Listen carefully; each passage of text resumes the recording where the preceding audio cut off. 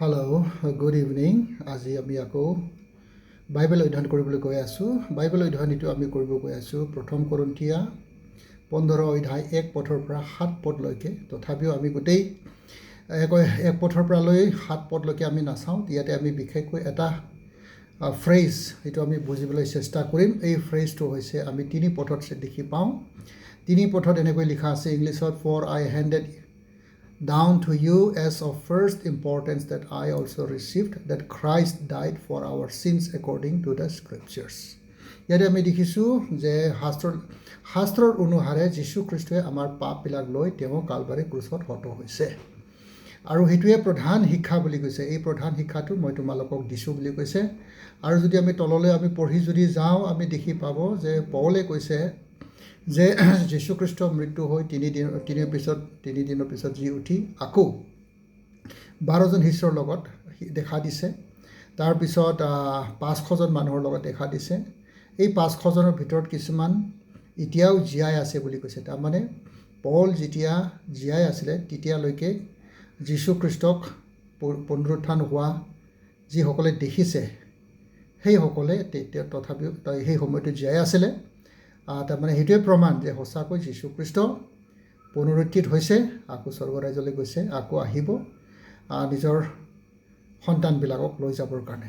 কিন্তু আমি আজি বুজিবলৈ চেষ্টা কৰাটো হৈছে যে যীশু খ্ৰীষ্ট শাস্ত্ৰৰ অনুসাৰে আমাৰ পাপবিলাক লৈ তেওঁ কালবাৰী ক্ৰুচত হত হৈছে।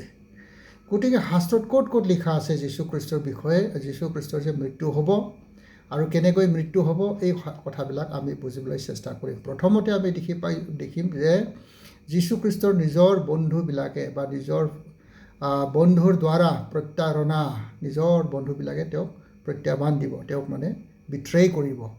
Psalms 41 verse 9ত আমি দেখি পাওঁ আৰু জকাৰিয়া 11:12ত আমি দেখি পাওঁ। এই যেনেকৈ Psalms 41 verse 9 আৰু জকাৰিয়া 11 verse 12ত যেনেকৈ লিখা আছে একজেক্টলি তেনেকৈ আমি হোৱাটো দেখি পাব। মঠি 26 অধ্যায় 14 পৰা 15 পদলৈকে আমি যদি চাওঁ ইয়াতে দেখি পাব জুদাছ ইস্কাৰিয়ট যিজন নেকি যীশু খ্ৰীষ্টৰ এজন শিষ্য আছিলে, যিজনে নেকি ধন ভঁৰালী আছিলে, সেইটোৰ কাৰণে আমি বুজি পাওঁ জুদাছ ইস্কাৰিয়ট এজন যীশু খ্ৰীষ্টৰ ভাল বন্ধু আছিলে, টিমৰ চবতকৈ ভাল ব্যক্তি আছিলে, যাৰ কাৰণে তাক টকা পইচা ধন সম্পত্তি থোৱাৰ এটা দায়িত্ব দিয়া হৈছে, ধন ভঁৰালী হৈছে। কিন্তু সেই ব্যক্তিয়ে যীশু খ্ৰীষ্টক কি কৰিলে? বিট্ৰে কৰিলে। এই কথাটো গীতমালাত লিখা আছে, জকাৰিয়াত লিখা আছে আৰু একজেক্টলি তেনেকৈ আমি হোৱাটো আমি দেখি পাওঁ। 2 নম্বৰটো আমি দেখি পাব যে যীশু খ্ৰীষ্টক কিমান টকাৰে বিকা হ'ব এই কথাষাৰ অলৰেডি জকাৰিয়া 11 অধ্যায় 13 পদত লিখা আছে যে যীশু খ্ৰীষ্টক 30 শেকেলৰ যোগেদি 30 শেকেল লৈ তেওঁক বিকা যাব। আৰু আমি একজেক্টলি মঠি 27 অধ্যায় 5 পদৰ পৰা 7 পদলৈকে আমি যদি পঢ়োঁ আমি দেখি পাওঁ যে যীশু খ্ৰীষ্টক 30 শেকেলত বিকা হৈ গৈছে আৰু সেই 30 শেকেল টকাটো ক'ত ব্যৱহাৰ কৰা হ'ব এই কথাষাৰো জকাৰিয়া 11:13 অধ্যায়ত লিখা আছে যে তাতে কুমাৰৰ মাটিটো কিনা হ'ব। আৰু ঠিক তেনেকৈ মঠিত আমি দেখি পাইছোঁ জুদাছ ইস্কাৰিয়টে যিটো 30 টকা লৈছিলে সেই টকা আকৌ ঘূৰাব যাওঁতে ধৰ্ম পুৰোহিতবিলাকে সেই টকাটো আকৌ ঘূৰাই লোৱা নাই, কৈছে যে এইটো ব্লাড মানি হয়, মানুহ হত্যা কৰিবলৈ দিয়া এটা টকা। গতিকে সেই টকাটো আকৌ ধৰ্মৰ স্থলত এইটো ৰাখিব নোৱাৰে। গতিকে এইটো কুমাৰৰ মাটি কিনি যিবিলাক নেকি ষ্ট্ৰেঞ্জাৰ্ছবিলাক যিটো মৃত্যু হয় তেওঁবিলাক পুতিবৰ কাৰণে এটা মৰাশালিৰ কাৰণে কিনিবলৈ দিয়া হৈছে। আৰু সি যেনেকৈ শাস্ত্ৰত লিখা আছে তেনেকৈ হোৱাটো আমি দেখি পাওঁ। 3 নম্বৰ কথাটো আমি দেখি পাওঁ যে যীশু খ্ৰীষ্টৰ নিজৰ শিষ্যবিলাকে তেওঁক পৰিত্যাগ কৰিব। যীশু খ্ৰীষ্টৰ নিজৰ শিষ্যবিলাকে তেওঁক পৰিত্যাগ কৰিব। জকাৰিয়া 13 অধ্যায় 7 পদত লিখা আছে যে তেওঁ মেৰ ৰখীয়াজনক যেতিয়া বধ কৰা হ'ব সকলো মেৰবিলাক পলাই যাব বুলি কৈছে।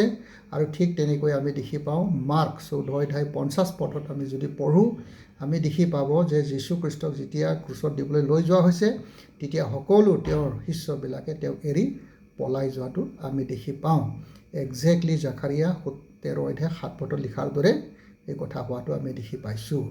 4 নম্বৰ কথাটো হ'ল যে যীশু খ্ৰীষ্টৰ বিৰুদ্ধে ভুৱা সাক্ষী দিওঁতাবিলাক ওলাব বুলি গীতমালা 27 নম্বৰ 12 পথত, গীতমালা 27 নম্বৰ 12 পথ, গীতমালা 35 অধ্যায় 35 নম্বৰ 11 পথ, এইবিলাকত অলৰেডি লিখি থোৱা হৈছে যে তেওঁৰ বিৰোধী মিছা সাক্ষী দিয়া হ'ব। আৰু একজেক্টলি মঠি 26 অধ্যায় 59 ভাৰ্চ 60 আমি দেখি পাওঁ যে যীশু খ্ৰীষ্টৰ বিৰুদ্ধে বিভিন্ন ভুৱা সাক্ষী দিওঁতা মানুহ ওলোৱাটো আমি ইয়াত দেখি পাওঁ। 5 নম্বৰ কথা, 5 নম্বৰ কথাটো হ'ল Jesus refuses to defend himself. Jesus refuses to defend himself. যীশুৱে নিজকে ৰক্ষা কৰিবলৈ অস্বীকাৰ কৰে। সি যে নিৰ্দোষী হয়, এই নিৰ্দোষীক দেখাবৰ কাৰণে সি যে মাত নামাতিব, সি একো নক'ব। যীশুখ্ৰীষ্টই এই কথাষাৰ অলৰেডি জেচায়া 53 ভাৰ্চ 7ত লিখা আছে, জেচায়া 53 ভাৰ্চ 7। আৰু তেনেকৈ একজেক্টলি মাৰ্ক 15 অধ্যায় 3 আৰু 4 পথত আমি দেখি পাওঁ যে ধৰ্ম পুৰোহিতবিলাকে যেতিয়া যীশুখ্ৰীষ্টৰ বিৰোধী মাত মাতিছিলে, যীশুখ্ৰীষ্টই একো মাত মাতা নাই। আকৌ পাইলেট ৰজাই কৈছে, চাওক তোমাৰ বিৰোধে কিমান মানুহে মিছা সাক্ষী দি আছে, তোমাৰ কিবা ক'বলগীয়া আছে নেকি, তুমি একো নোকোৱা নেকি বুলি পাইলেটে সোধাটো আমি দেখি পাওঁ। তো জেচায়া যেনেকৈ কৈছে, জেচায়াৰ যোগেদি যিটো ঈশ্বৰৰ বাক্য আহিছে, যি শাস্ত্ৰ আছে তাত যেনেকৈ লিখা আছে, যেনেকৈ ভৱিষ্যবাণী কৰা হৈছে, একজেক্টলি তেনেকৈ যীশুখ্ৰীষ্টৰ জীৱনত আমি হোৱাটো দেখি পাওঁ। 6 নম্বৰ কথাটো হ'ল জিজাছ ব্ৰুটালি টৰ্চাৰ্ড। যীশুৱে নিৰ্মমভাৱে অত্যাচাৰ কৰিছিল। যীশুখ্ৰীষ্টক নিৰ্মমভাৱে অত্যাচাৰ কৰা হ'ব বুলি অলৰেডি জেচায়া 50 ভাৰ্চ 6ত কোৱা হৈছে। জেচায়া 50 ভাৰ্চ 6 আৰু জেচায়া 52 ভাৰ্চ 14ত কোৱা হৈছে। আৰু ঠিক তেনেকৈ আমি মঠি 27 অধ্যায় 26 পথ আৰু 28 পথৰ পৰা 31 পথলৈকে যদি আমি পঢ়োঁ, আমি দেখি পাব যে যীশুখ্ৰীষ্টক ইমান বেয়াকৈ চাবুকেৰে মাৰিছে। তেওঁক মানে গোটেই তাৰ গাৰ সাজ ওপৰত মানে দাগ বহিছে, কাটা খাইছে, গোটেই তেনেকৈ যেনেকৈ জেচায়াত কৈছে তেনেকৈ হোৱাটো আমি নতুন নিয়মত আমি দেখি পাওঁ। 7 নম্বৰ কথা যে যীশুখ্ৰীষ্টক মুকলিভাৱে কিছু মানুহবিলাকে কি কৰিব, মক কৰিব, যে তেওঁক ঠাট্টা নিন্দা কৰিব মুকলিভাৱে। সেই কথাটো গীতমালা 22 নম্বৰৰ 7 আৰু 8 পথত লিখা আছে।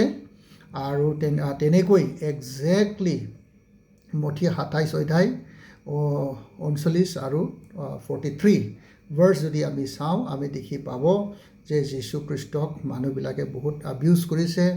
মুকলিকৈ তেওঁক লাজ খুৱাবৰ কাৰণে তেওঁৰ মূৰৰ ওপৰত কাঁইটৰ টুপি পিন্ধাইছে, আৰু তুমিয়ে ইজৰাইলৰ ৰজা বুলি মানুহবিলাকে তাক আঁঠুকাঢ়ি লাজ খুৱাবলৈ কাৰণে আঁঠুকাঢ়ি মানুহবিলাকে তেওঁক বিভিন্ন ধৰণৰ কথা কোৱাটো আমি দেখি পাওঁ। আৰু যেনেকৈ গীতমালাত কৈছে তেনেকৈ যীশুৰ জীৱনত হোৱাটো আমি দেখি পাওঁ। আৰু তেনেকৈ 8 নম্বৰত কৈছে যে যীশুখ্ৰীষ্টক মানে গিভেন ভিনিগাৰ, তেওঁৰ অন্তৰ সময়ত যেতিয়া জীৱন যাওঁ অৱস্থা হ'ব, তেতিয়া তেওঁক মানে দ্ৰাক্ষাৰস দিয়া হ'ব বুলি গীতমালা 69 ভাৰ্চ 21ত লিখা আছে। আৰু ঠিক তেনেকৈ আমি যোহন 19 অধ্যায় 29 আৰু 30 পথত আমি দেখি পাওঁ। গতিকে সময় বেছি গৈ আছে, গতিকে আমি বহুত লম্বা আছে কাৰণে মই খালী বাইবেল পথবিলাক মই কৈ যাম, আৰু আপোনালোকে নিজৰ বাইবেল চালে নিশ্চয় দেখি পাব। 9 নম্বৰ কথা, ফৰছেকেন বাই গড, ঈশ্বৰৰ দ্বাৰা পৰিত্যাগ।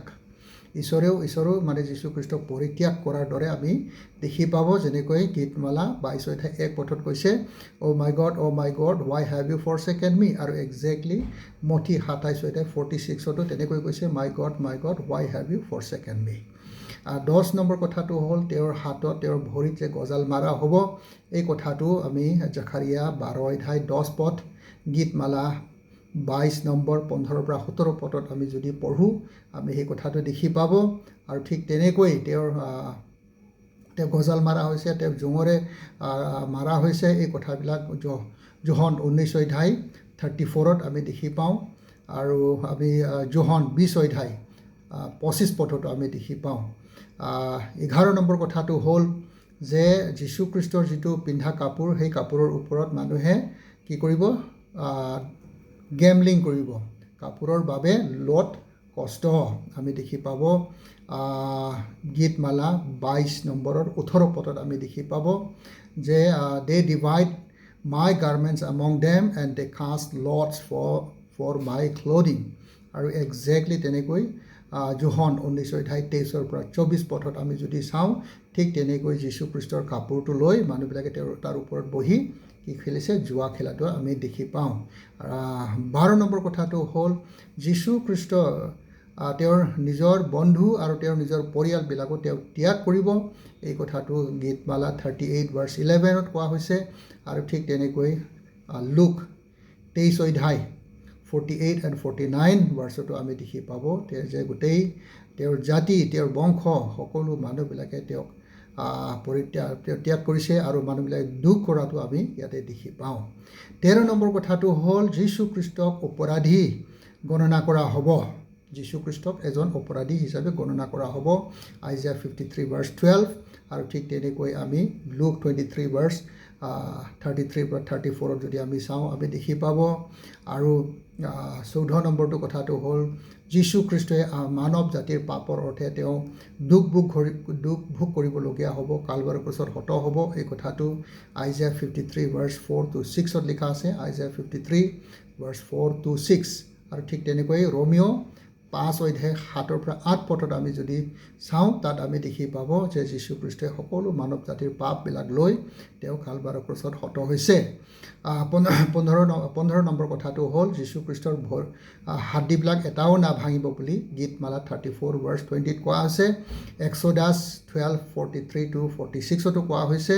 আৰু ঠিক তেনেকৈ আমি জোহন 19 অধ্যায় 33 পদত আমি দেখি পাওঁ যে যীশু খ্ৰীষ্টৰ এটাও হাড় ভাঙা নাই 16 নম্বৰ লাষ্ট কথাটো হ'ল যীশু খ্ৰীষ্টক মৃত্যু হোৱাৰ সময়ত তাক ক'ত পোতা হ'ব এই কথাটো আইজায়া 53 ভাৰ্চ 9ত লিখা আছে যে তেওঁক মানে এজন ধনী মানুহৰ কবৰত দিয়া হ'ব বুলি ঠিক তেনেকৈ মঠি 27 অধ্যায় 57 58 60ত যদি আমি চাওঁ আমি দেখি পাব এজন ধনী মানুহ যাৰ নামটো হৈছে আৰিমাথিয়া জোসেফ অফ আৰিমাথিয়া তেওঁ যীশু খ্ৰীষ্টৰ মৃত্যু দেহটো লৈ গৈখিনি তেওঁৰ নিজৰ কবৰত তেওঁ যীশু খ্ৰীষ্টক পোতা হৈছে আৰু সেইজন ব্যক্তি ধনী মানুহ বুলি বাইবেলত উল্লেখ আছে গতিকে আমি আৰু বহুত কথা আছে মই এইখিনিহে মই আজি আনিছোঁ কাৰণ বেছি চবকেইটা আনিলে বহুত লম্বা হ'ব আমি দেখিছোঁ যে যীশু খ্ৰীষ্ট মানৱ জাতিৰ পাপৰ অৰ্থে কালবাৰী ক্ৰুচত হত হ'ব আৰু কেনেকৈ হত হ'ব এই সকলো কথাবিলাক শাস্ত্ৰত লিখা আছে আৰু শাস্ত্ৰত যেনেকৈ লিখিছে তেনেকৈ হোৱাটো আমি নতুন নিয়মত আমি দেখি পাওঁ নতুন নিয়মত এইটো মানুহবিলাকে সাক্ষী দিছে গতিকে আমি 100 বিশ্বাস কৰিব পাৰোঁ যে যীশু খ্ৰীষ্টই মানৱ জাতিৰ পাপৰ অৰ্থে নিজৰ প্ৰাণ দিছে যিসকলে তেওঁক বিশ্বাস কৰিব তেওঁবিলাকক পাপৰ পৰা উদ্ধাৰ দিয়া হ'ব সকলোকে ঈশ্বৰে আশীৰ্বাদ কৰক